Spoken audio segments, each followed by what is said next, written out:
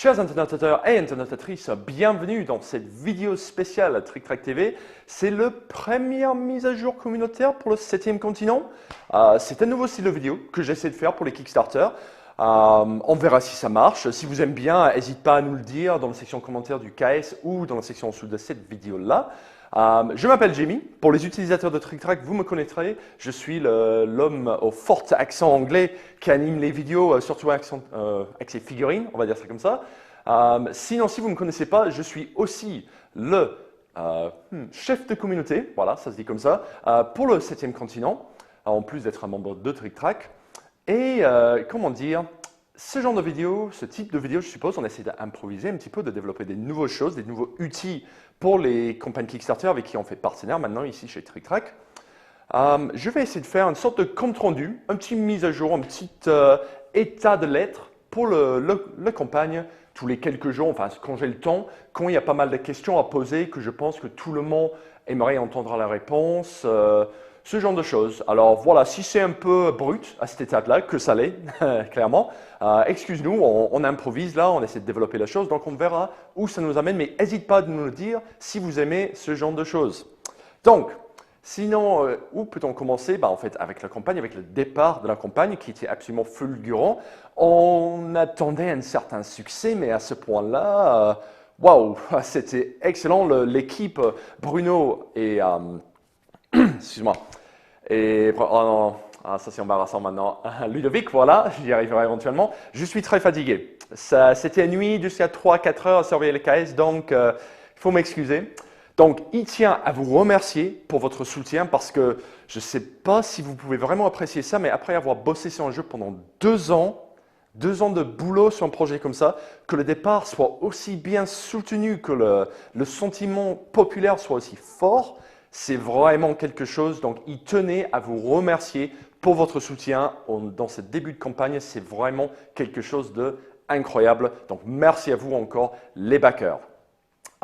Qu'est-ce qu'on pourrait dire de plus? Nous avons fait 200 000 en moins de 24 heures quand je me suis levé ce matin, environ 8h30 on va dire, donc ça faisait une nuit courte.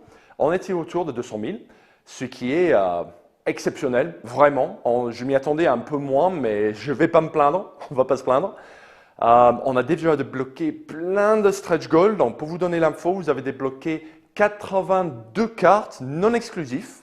Donc, c'est des cartes qui viendraient étoffer la boîte de base, que ce soit une version Kickstarter ou une éventuelle version magasin. Donc, vous avez pas seulement amélioré l'expérience de jeu pour vous-même, mais aussi pour tous les aventuriers qui veulent pénétrer dans le 7e continent. Donc, pour cela, bravo à vous.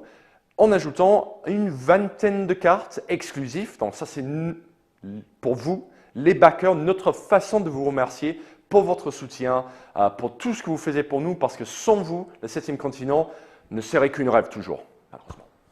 Donc, quel genre de cartes on a débloqué? Donc, on a débloqué plein de cartes de terrain. On a déjà augmenté grandement la surface du 7e continent.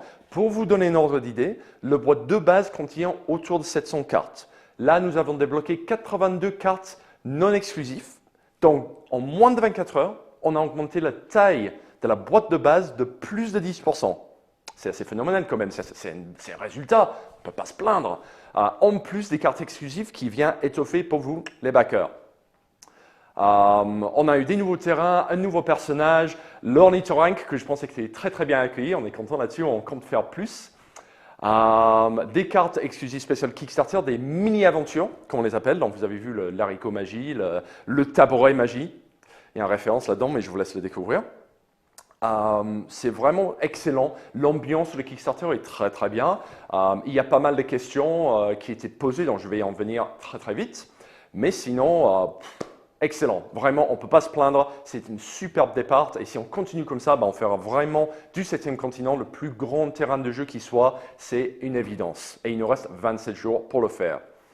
Donc, on va avancer sur les questions. Donc, le premier personnage que vous avez débloqué, c'est enfin le premier stretch goal, 7e personnage que vous avez débloqué, c'est Monsieur Lovecraft. Parce que nous avons teasé pendant le développement du jeu qu'il y aura une petite ambiance Jules Verne-esque Lovecraftien. J'espère que j'ai bien dit ça. et qu'il y a beaucoup de gens qui ont dit « Ah ben j'espère que c'est pas Cthulhu qui est dans le jeu ». Et on a dit « Non, il y aura autre chose ». Donc on trouvait ça marrant de mettre lui en premier et apparemment vous avez répondu à l'appel, ça vous a bien plu. Vous avez même débloqué sa figurine spéciale, donc bravo à vous. Mais ça soulève la question, est-ce qu'il y aura d'autres personnages? Il y a beaucoup de gens qui réclament d'autres personnages, d'autres figurines. Alors la réponse simple c'est oui, il y en aura, mais un peu de patience, on est en moins de 24 heures, il y en a beaucoup d'autres qu'on a prévus, enfin beaucoup, il y a pas mal d'autres qu'on a prévus, on a plein d'idées, donc on ne manquera pas, il y aura d'autres personnages aussi intéressants pour vous régaler. Une autre question qui est survenue avec ce sujet de personnages, c'est les personnages féminins. Donc on est bien conscient qu'il y en a une seule actuellement, contrairement aux 4 mecs. On va remédier ça, il y a des personnages féminins qui arrivent, ne vous inquiétez pas, encore une fois, un petit peu de patience et vous ne serez pas déçus. Ensuite, une autre question en liaison avec celui-là, c'est le fait de combien de joueurs peut-on jouer maintenant? Vous savez, le jeu se joue de 1 à 4 joueurs, mais maintenant il y a un 5e personnage, puis il y a 6e, 7e, on verra bien. Est-ce que je peux jouer avec plus de joueurs? Alors, ça c'est une réponse un peu plus compliquée. Pour dire rapidement, oui, vous pouvez, il n'y a pas de mécanisme qui t'empêche de le faire. Vous pouvez mettre 5-6 personnages sur le plateau, vous pouvez jouer avec 5-6 joueurs. Le seul souci, c'est que les cartes, comme les cartes d'état, le fatigue, la blessure, etc., c'était prévu pour 4.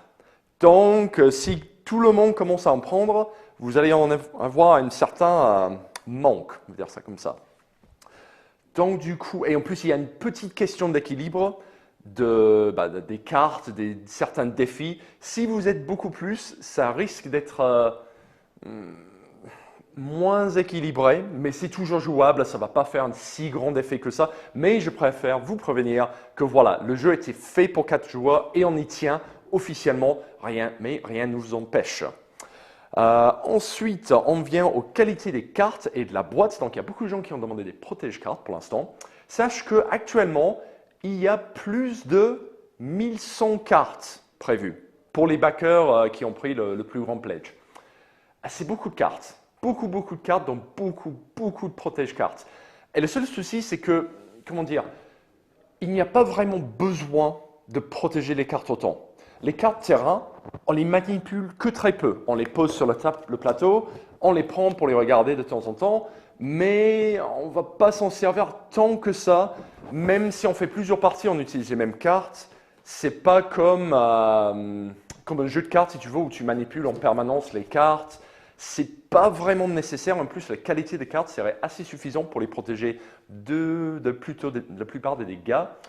Donc, est-ce que c'est nécessaire? On ne sait pas actuellement. Ce qu'on pense à faire peut-être, c'est la carte d'action. Les cartes d'action, les cartes d'état, la carte de nourriture, tout ce genre de choses qui, eux, vont être manipulées beaucoup plus, donc pourraient en bénéficier des protège-cartes. En fait, comment dire, on va compter sur la communauté de nous donner leur avis. Est-ce que vous voulez des protège-cartes pour toutes vos cartes? Est-ce que vous voulez pour juste les cartes que vous allez beaucoup manipuler?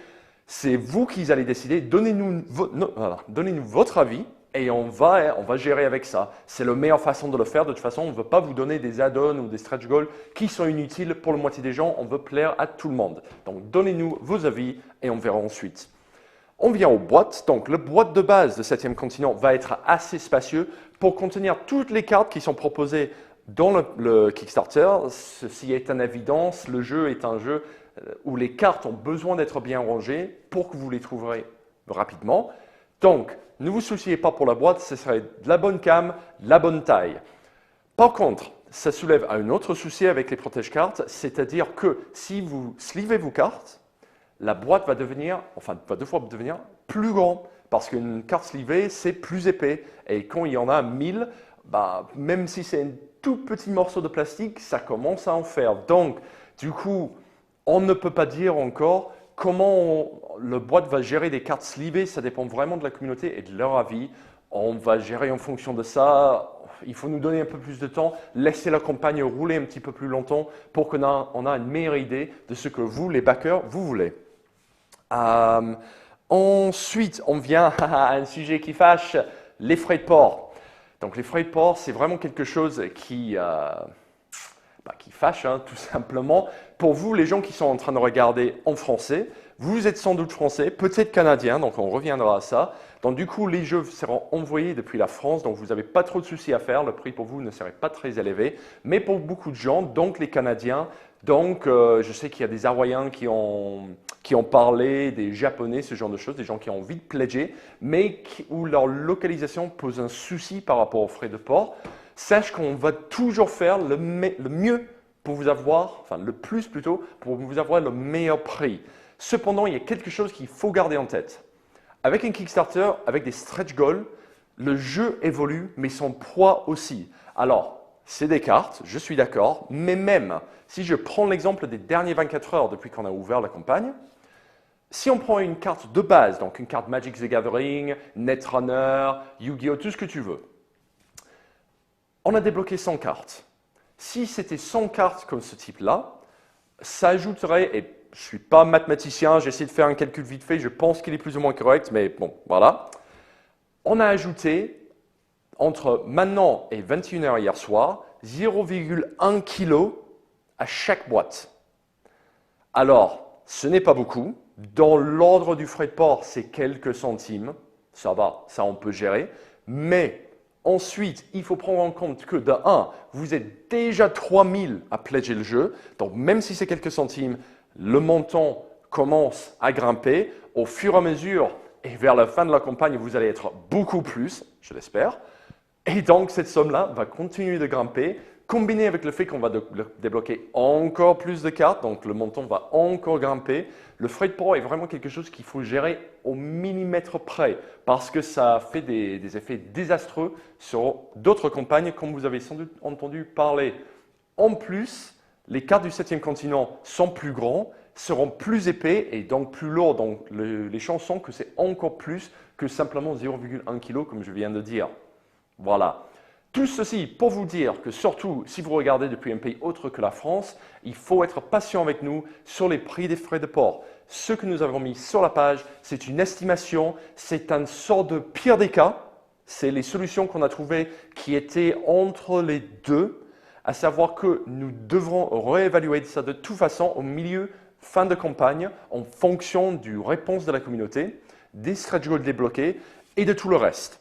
Ce que ça va nous permettre de faire, c'est d'avoir une meilleure idée des poids, une meilleure idée de quantité. Et la quantité, c'est très important quand on commence à négocier avec les logisticiens.